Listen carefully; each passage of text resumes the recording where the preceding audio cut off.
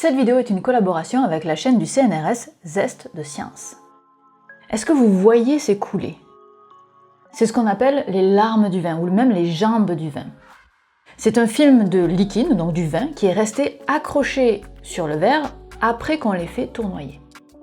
Ce qui est assez logique, mais ce qui serait encore plus logique en fait, c'est que cette fine couche de vin finisse par s'évaporer ou même par retomber dans le verre, comme c'est le cas pour un verre d'eau par exemple. Or, avec le vin, les larmes ne disparaissent pas, parce que le vin remonte sur les parois du verre. Vous avez bien entendu, il remonte, il part d'en bas et il remonte, dans le sens inverse de la gravité. Je vais vous parler pinard aujourd'hui. Je mouille du vin, je mouille deux bouteilles de Beaujolais. Pour 6, 2 bouteilles. Oui, 2 bouteilles. Comme toujours, on en garde une demi pour nous. J'habitue à mon mari à en prendre parce qu'il buvait que de l'eau, mais enfin je trouvais que pour un repas c'était quand même pas suffisant. Jaja, Vinasse, gros rouge qui tâche. On sait que l'on peut produire d'excellents vins blancs. Ces bénéfices sont donc au mieux faibles et au pire quasiment inexistants. Alors, je n'ai pas découvert que le vin montait sur les parois du verre comme vous pourriez l'imaginer, et je pense que vous imaginez que c'était moi-même en buvant du vin. Non, parce que pour la simple et bonne raison que je ne bois pas d'alcool, je n'aime pas ça. Donc, s'il vous plaît, ne soyez pas choqués par ma bouteille de vin qui a un bouchon en plastique et une marque bizarre rose bonbon. J'ai pris le premier que j'ai trouvé, de toute façon je vais pas le boire. J'ai découvert en réalité que les larmes montaient sur le verre en allant dans le laboratoire où José Bicot travaille. Et c'est avec lui que j'avais fait la vidéo sur les poils qui collent dans le téléphone. Alors, dit comme ça, c'est sûr que c'est bizarre, vous irez voir. Et à la fin de notre rencontre pour cette vidéo, il m'avait dit, au fait, est-ce que tu connais ça?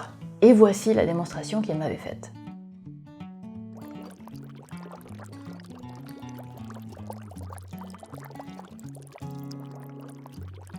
C'est pas super joli franchement, et on peut même en prendre une photo. Et cette jolie démonstration va nous permettre de comprendre pourquoi les larmes du vin grimpent sur le verre, mais avec une expérience un peu plus jolie. Le grand point commun entre ça et le vin, c'est l'alcool. Dans ma boîte de pétri, j'ai un bain d'huile, et ce que j'ajoute avec ma pipette, c'est une goutte d'un mélange d'eau et d'alcool avec du colorant pour qu'on puisse le voir.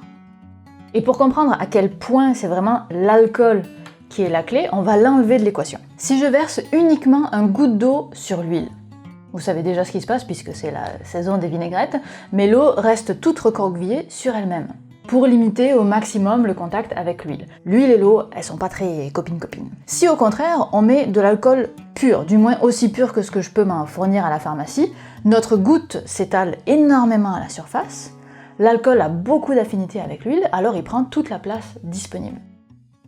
Parenthèse, vous savez qu'on utilise souvent cette expression de dire que les liquides s'aiment ou ne s'aiment pas, ce qui n'est pas hyper cohérent pour des liquides, puisque jusqu'à preuve du contraire, ils n'ont pas de sentiments. En fait, quand on dit que les liquides s'aiment ou non, on parle de leur capacité à se mélanger, et donc à créer des liaisons chimiques entre eux, entre les deux liquides, pour accrocher les molécules de l'un aux molécules de l'autre. Quand des molécules s'aiment, en fait, ça veut dire qu'elles sont capables soit de créer beaucoup de liaisons, soit de créer des liaisons particulièrement fortes.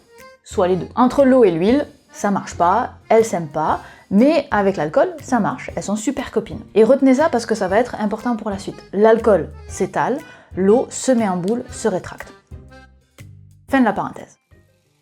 Maintenant, si on met un mélange d'eau et d'alcool sur l'huile, on se retrouve avec un comportement intermédiaire dynamique vraiment intéressant. Et là, j'espère que vous voyez l'analogie avec notre verre de vin. L'eau et l'alcool correspondent au vin et la couche d'huile correspond au verre.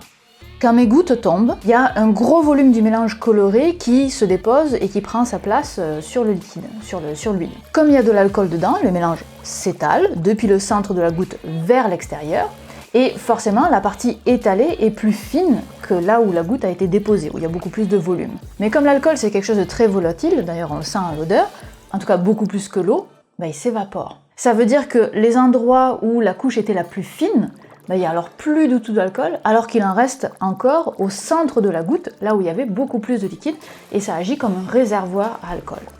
On a donc une quantité d'alcool variable entre le centre et les bords. Sauf que, comme c'était l'alcool qui permettait l'étalement, mais qu'il n'y a plus d'alcool au bout, ça veut dire qu'il ne reste plus que de l'eau, donc la goutte arrête de s'étaler, mais pire que ça, elle voudrait même se rétracter puisqu'il n'y a plus que de l'eau. Donc je vous avais dit que ça allait être important que l'eau se rétracte et l'alcool s'étale. À l'extérieur, il n'y a plus d'alcool, il n'y a plus que de l'eau, donc ça veut se rétracter. Sauf que, tam tam tam, bis, vous le voyez, la goutte ne se rétracte pas tant que ça, en tout cas pas tout de suite. C'est parce que le centre de la goutte alimente sans arrêt la périphérie en alcool. Il y a donc un courant du mélange coloré du centre à la périphérie. Je répète parce que c'est important. Il y a un courant du centre vers les bords. Un courant, donc un déplacement de liquide, qui n'est pas créé par un moteur, ni par une différence de hauteur, mais par la chimie de la chose, connue sous le nom de l'effet Marangoni. Alors l'effet Marangoni, c'est un courant de liquide qui a lieu lorsqu'on a un gradient de tension de surface, une variation de tension de surface. À un endroit, on a une surface qui tire fort, et à un autre endroit, on a une surface qui tire moins fort. Ce déséquilibre de force entraîne un mouvement de la zone de faible tension de surface à la zone de haute tension de surface, du centre de la goutte aux extrémités. Pour moi, le plus dur à comprendre, ça a été l'action de tirer. Comment est-ce que ça tire? Et j'ai adoré l'expérience que j'ai vue sur la chaîne YouTube de Uniciel, qui a vraiment débloqué ma compréhension. Ici, vous avez une bulle de savon de chaque côté de la tige, et on éclate une seule des deux bulles. Comme la tige est libre de bouger, elle est tirée par la bulle qui reste. Donc c'est vraiment une tension réelle qu'il y a dans la surface. Elle tire. Moi personnellement, j'aime bien imaginer les molécules de la surface comme si elles se tenaient par la main pour représenter les liaisons intermoléculaires. Et chacune des molécules tire aussi fort à droite qu'à gauche. Alors ça marche très bien quand toutes les molécules tirent toutes de la même façon, mais si on a de l'eau d'un côté qui tire très fort et de l'alcool de l'autre qui tire moins fort, c'est comme ça que le courant de Marangoni se crée. Sauf que tam tam tam. Terre, du coup. Non seulement il y a un courant, mais il s'auto-entretient aussi. Le mélange eau-alcool est attiré donc vers les bords, mais l'alcool, une fois arrivé sur les bords, il s'évapore à nouveau, ne laissant alors la place qu'à l'eau, qui tire encore sur le centre pour aller créer un courant qui ramène du mélange coloré, etc., etc. On a donc un mouvement qui s'entretient jusqu'à ce que tout l'alcool soit évaporé. Et c'est ce même phénomène qui entretient les larmes du vin. Ok, donc j'ai bien conscience que là, ce que vous êtes en train de voir, ce sont des gouttes qui tombent. Et c'est vrai d'ailleurs, elles tombent, on va d'ailleurs en reparler dans une minute. Mais ce que ça implique, c'est que pour avoir de l'alcool qui tombe dans le verre, il a d'abord fallu en amener vers le haut. Et ce dont je parle là tout de suite, c'est de ça, c'est de cette ascension d'alcool de l'intérieur du verre jusqu'au bord du verre. Malheureusement, on ne le voit pas, mais il y a bien du liquide qui monte, sinon il n'y en aurait pas qui redescendrait. Il y a juste un film de vin sur les parois qui est tellement fin que l'alcool s'évapore, ne laissant alors plus que l'eau qui est dans le vin, parce qu'il y a beaucoup d'eau dans le vin. Celle-ci a une tension de surface tellement forte qu'elle tire sur le vin qui est dans le verre et le fait monter sur les parois. Ces forces sont donc plus fortes que la gravité et remontent sur les parois, du moins jusqu'à un certain point, jusqu'à ce bourrelet qu'on voit ici dans le verre du vin et ici dans l'expérience. Le bourrelet vient du fait qu'on a ce combat entre deux phénomènes. Une envie de se rétracter, parce qu'il n'y a que de l'eau sur les bords, mais une impossibilité de le faire parce qu'il y a un courant permanent qui vient du centre et qui amène toujours de l'alcool. Et donc ça forme un bourrelet. Sauf que, pas de tam tam tam cette fois-ci, je pense que c'était déjà trop de le faire 3 fois. Un bourrelet liquide, c'est pas stable. Il finit par se décomposer dans un chapelet de gouttelettes comme un filet d'eau qui s'écoule d'un robinet.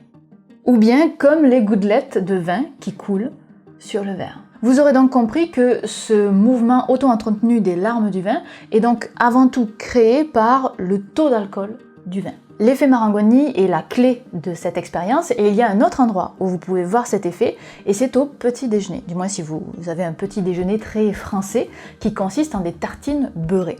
Et si vous les trempez dans le café ou le thé, vous aurez une manifestation de plus de l'effet Marangoni. Mais je vous détaille pas plus parce que je veux vous renvoyer vers la vidéo de Zeste de Science qui en parle. Pour vous donner un peu l'histoire de cette jolie expérience, elle a été inventée par le professeur Gustavo Gutiérrez, j'espère que je prononce bien, qui l'utilisait pour titiller la curiosité des élèves dans les écoles de Caracas au Venezuela. Et alors qu'il était de passage à Paris, il avait aussi fait sa démonstration au laboratoire où José et toute son équipe travaillent, et ils avaient eux-mêmes été fascinés par cette danse des petites gouttelettes. Et cette démonstration pour les enfants a donc donné lieu à de nombreuses heures de réflexion à toute l'équipe et à la publication d'articles scientifiques et aussi à une superbe vidéo. J'en profite pour remercier José pour ses recherches qui sont très visuelles, ce qui est drôlement pratique pour de la vidéo, et pour prendre le temps de les communiquer et même de vérifier mes scripts. Enfant ou adulte, je vous invite alors à reproduire l'expérience. Elle est tellement simple à faire que vous avez aucune excuse. Postez une photo de votre œuvre sur les réseaux sociaux en me taguant et avec le hashtag #artalcoolique. Si cette expérience vous a fasciné pour des raisons plus artistiques que scientifiques, je vous invite aussi à aller découvrir l'art du Sumi Nagashi qui se base exactement sur ces principes d'effet Marangoni pour en faire vraiment des œuvres d'art.